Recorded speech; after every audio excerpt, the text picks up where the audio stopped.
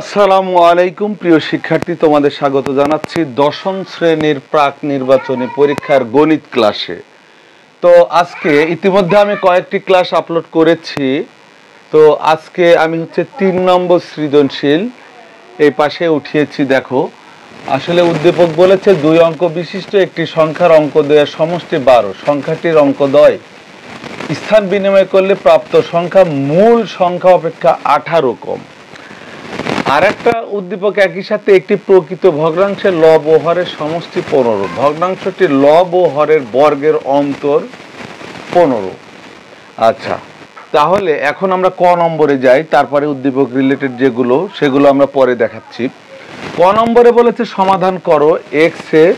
তো এই ক নম্বর থেকে আমি শুরু করি প্রিয় শিক্ষার্থী। এখানে ক নম্বর করলাম, দেখো একটা সমাধান দিয়েছে। এটা x a plus b by a সমান x b plus a by B.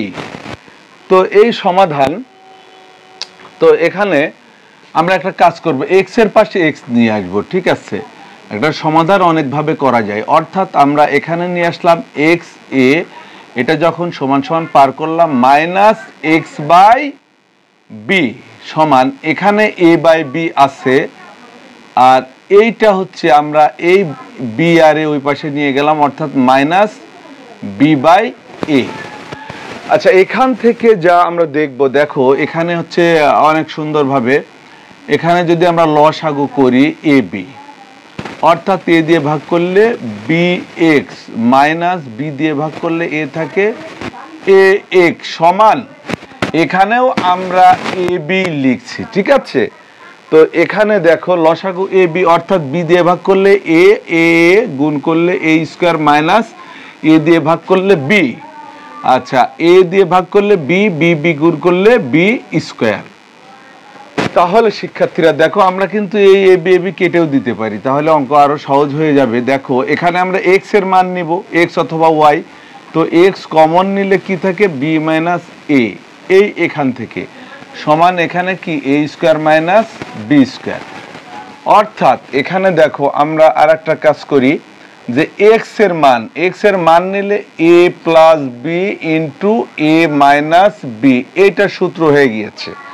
ঠিক আছে, যেহেতু আমরা এক্স এর মান বের করব, তা এখন এ বি মাইনাস এটা আমরা এখানে নিয়ে কমন নিয়ে নিই, তাহলে আমাদের হয়ে যাবে এ প্লাস এ মাইনাস বি, অর্থাৎ এটা কাটা যাচ্ছে। অতএব আমরা এক্স সমান মাইনাস এ প্লাস বি এটা হচ্ছে লিখতে পারি। ঠিক আছে, তো একটা অঙ্ক আসলে অনেকভাবে করা যায়। তো এটা লেখার পরে আমাদের যে কাজ থাকবে, আমরা এখন খ নম্বরটা, দেখো খ নম্বরটা শুরু করব। অবশ্যই এটা উদ্দীপক রিলেটেড হবে। ঠিক আছে, তথ্য অনুসারে সংখ্যাটা, এই যে এখানে বলেছে 2 অঙ্ক বিশিষ্ট একটি সংখ্যার অঙ্কদ্বয়। অঙ্ক কয়টা? 2 অঙ্ক বিশিষ্ট একটি সংখ্যার অঙ্কদ্বয়।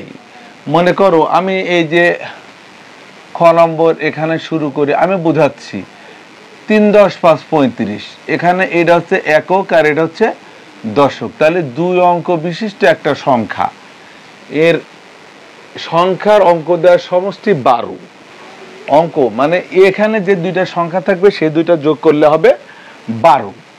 আচ্ছা, আবার বলতেছে স্থান বিনিময় করলে। আচ্ছা দেখো, এই যে 35, 3 আর 5 যোগ করলে কি 35 হবে? হবে না। দশকের সাথে অবশ্যই 10 গুণ থাকে আমাদের একটা দশক, 2 অঙ্কর সংখ্যা যখন থাকে। তার মানে দেখো এই 3 10 30 আর পাশে কিন্তু 35 হয়। তো এটা বুঝাই আমি গেলাম, কারণ আমাদের এখন আমরা লিখব যে মনে করি একক স্থানের অঙ্কটা এক্স, একক স্থানের অঙ্ক এক্স, তাহলে দশক স্থানের অঙ্ক, দেখো একক যদি এক্স হয়, দশক স্থানের অঙ্কটা কি হবে? আমরা যেহেতু বলেছে 2টি সংখ্যার সমষ্টি যোগ করলে মানে এমন 3 আর 5 যোগ করলে 8 হবে, তাহলে 5 কে x ধরেছি। আর তাহলে আরেকটা কি হবে, এই যে দুইটা যোগ করলে 12 হবে, 12 থেকে x বাদ দিলে ওইটা হবে আরেকটা। আমার ভাষা মনে হয় বুঝেছো, যে দুইটা যোগ করলে যদি 8 হয়, 8 এর থেকে যদি 5 বাদ দিই 3 থাকবে, তাহলে x 8 এর থেকে যদি x বাদ দিই, তাই দুইটা যোগ করলে উদ্দীপকে আছে 12, ঠিক আছে। তাহলে আমরা যদি দুইটা যোগ করলে 12 হয় আর একটাকে যদি x ধরি, x বাদ দিলে আর একটা অঙ্ক কিন্তু আমাদের থাকে। যেহেতু আমরা এক চলক বিশিষ্ট সমীকরণের অঙ্ক ইয়ে করতেছি, তো তাহলে আমাদের এবার সংখ্যাটি কত হবে দেখো, সংখ্যাটি, আচ্ছা সংখ্যাটি হবে যেহেতু 10, আচ্ছা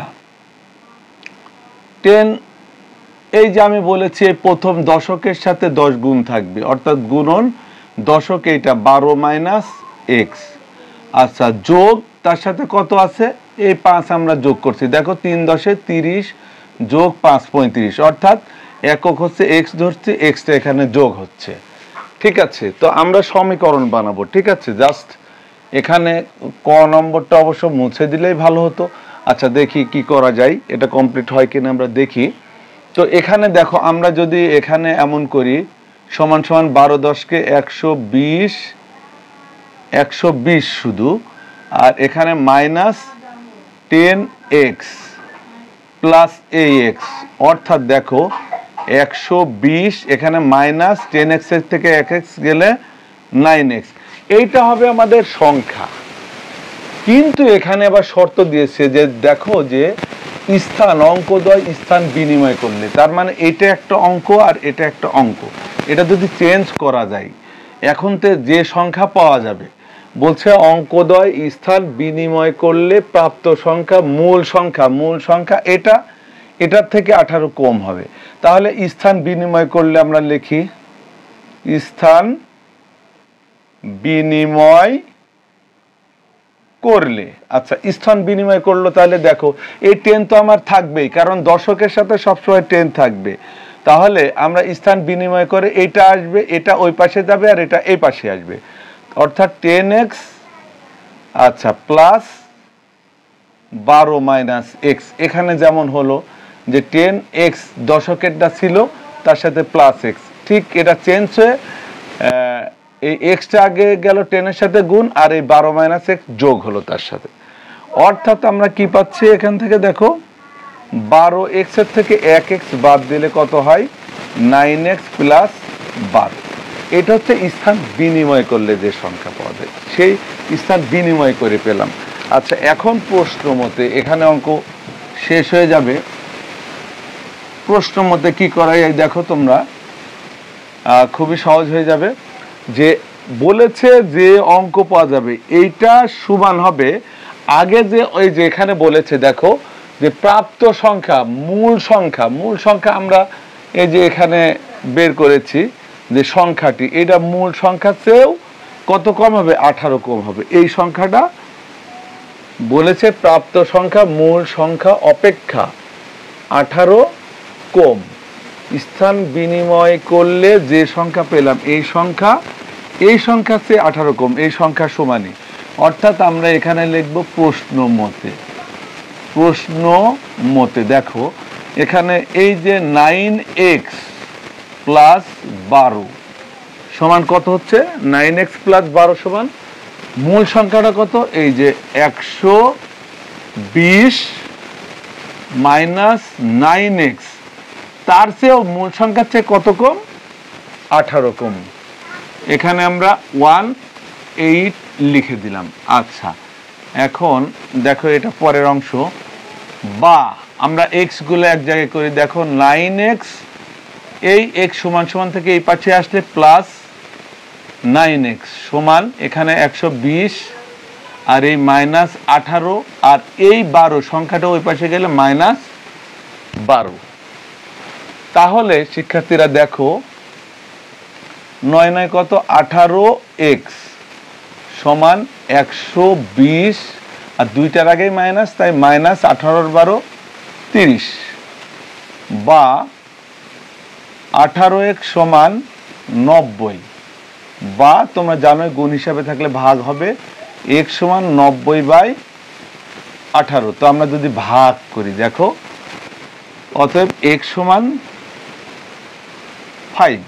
তো আমরা মূল সংখ্যাটি এখানে আগে লিখে নিচ্ছি, এই যে সংখ্যাটি সমান, আচ্ছা সংখ্যাটি এই যে 120 - 9x। তাহলে দেখো এখানে আমরা এখন সংখ্যাটি পেয়ে যাচ্ছি, সংখ্যাটি সমান 120 - 9x। আচ্ছা সমান সমান 120 - 9, x এর মান কত, গুণন 5, অর্থাৎ 120 - 45 সমান দেখো আমরা পাচ্ছি হচ্ছে 5 5 10 7 1 5 7 12 75। তো দেখো আমাদের কিন্তু মিলে গিয়েছে, বলেছে একক আর দশক এই দুইটা যোগ করলে কত হবে, 12 হবে। আমাদের কিন্তু মিলে গিয়েছে, অর্থাৎ অঙ্কটা ঠিক আছে, সঠিক আছে। এবার আমরা গ নম্বর দেখি, গ নম্বর কি করা যায়। গ নম্বরে কি বলেছে, তো গ নম্বরটা হচ্ছে তোমরা দেখো অঙ্ক উদ্দীপক পড়তে হবে। তো আমাদের কিন্তু উদ্দীপক এইটুকুর কাজ শেষ, এই যে এই পর্যন্ত যে হলো, এখন এই পর্যন্ত হচ্ছে শেষ। এখন যে একটা প্রকৃত ভগ্নাংশের লব ও হরের সমষ্টি 15, লব আর হর। আচ্ছা তার আগে বুঝতে হবে প্রকৃত ভগ্নাংশ কি। গ নম্বর দিয়ে হচ্ছে প্রকৃত ভগ্নাংশ, আমরা যদি মনে করো এই যে 3/4 লিখি, প্রকৃত ভগ্নাংশের অবশ্যই হর বড় হবে আর লব ছোট হবে, এটা আমি আগে বলে নিলাম। প্রকৃত ভগ্নাংশ মানে কি, যে ভগ্নাংশের লব ছোট আর হর বড়। তো আমরা এখানে মনে করি তাহলে লব কত, আমরা মনে করি লব x, অতএব হর এখানে কত কম বেশি তা কিন্তু বলে নাই, অবশ্যই নিচেরটা 1 হইলেও বাড়বে, তাই আমরা x + 1 ধরে নিলাম। যেহেতু নিচেরটা বড়, তাহলে দুইটাই যদি x সমান হবে সেটা কিন্তু হবে না, অবশ্যই হর বড় হতে হবে, তাই ওইটা আমরা কি x + 1 নিয়ে নিলাম এখানে। অতএব ভগ্নাংশটিও লিখে দিলাম, ভগ্নাংশটি সমান x/x + 1, কারণ ভগ্নাংশে লব আর হর থাকবে, উপরেরটা লব নিচেরটা হর, আর প্রকৃত ভগ্নাংশের অবশ্যই হর বড় হতে হবে। তাহলে প্রিয় শিক্ষার্থী দেখো পরের যে শর্ত বলেছে, লব ও হরের বর্গের অন্তর 15। তার মানে আমি লবের উপরে স্কোয়ার দেব এবং হরের উপরে স্কোয়ার দেব, তার পার্থক্য, অন্তর মানে কি, পার্থক্য কত হবে, 15 হবে। কিন্তু আমরা পার্থক্য 15 পাবো কারণ হচ্ছে নিশ্চয় হর বড়, তাই আমরা এখানে লিখব প্রশ্ন মতে, যেহেতু লব বড় তাই এই হর বড়, তাই এই হরের বর্গ হয়ে গেল, অন্তর মানে পার্থক্য, তাই বিয়োগ লব হচ্ছে x স্কোয়ার। দুইটার পার্থক্য কত হবে এখানে লেখাই আছে, দুইটার পার্থক্য হচ্ছে 15, তাহলে আমরা 15 দিয়ে দিলাম।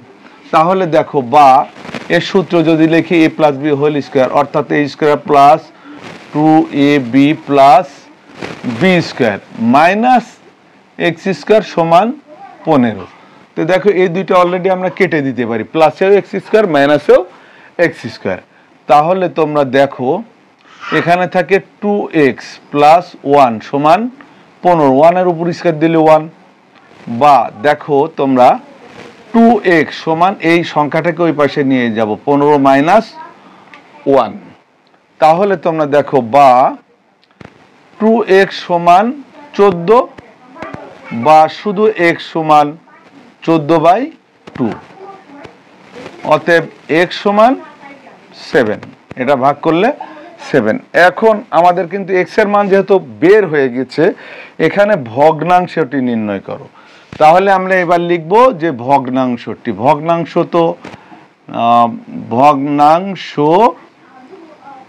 আচ্ছা কি, x/x + 1 সমান x হচ্ছে 7 আর নিচে x + 1 মানে 7 + 1, যেহেতু x এর মান 7 তাই 7/8, এটা হচ্ছে ভগ্নাংশ, এটাই অ্যান্সার। দেখো এখন তোমরা হিসাব করে দেখো যে আমাদের এই 8 আর 7 একটা ভগ্নাংশ, এখানে বলেছে কি যে এই যে লব হরের সমষ্টি 15, 8 আর 7 যদি যোগ করো দেখো 7 + 8 = 15। আবার আরো একটা বিষয় দেখো, দুইটার পার্থক্য বর্গ করলে তো 8 স্কয়ার যদি আমরা লিখি, প্রমাণ দেখাচ্ছি 64, আর 7 স্কয়ার যদি লিখি দেখো 49, তো বিয়োগ করলে 15। এই যে এখানে দেওয়া আছে দুইটা লব হরের অন্তর হচ্ছে 15। তো প্রিয় শিক্ষার্থী, এই ছিল তোমাদের 3 নম্বর সৃজনশীল ক সেটের। তো সবাই ভালো থেকো, সুস্থ থাকো। আজকের মতো ক্লাস এখানেই শেষ করছি। আল্লাহ হাফেজ।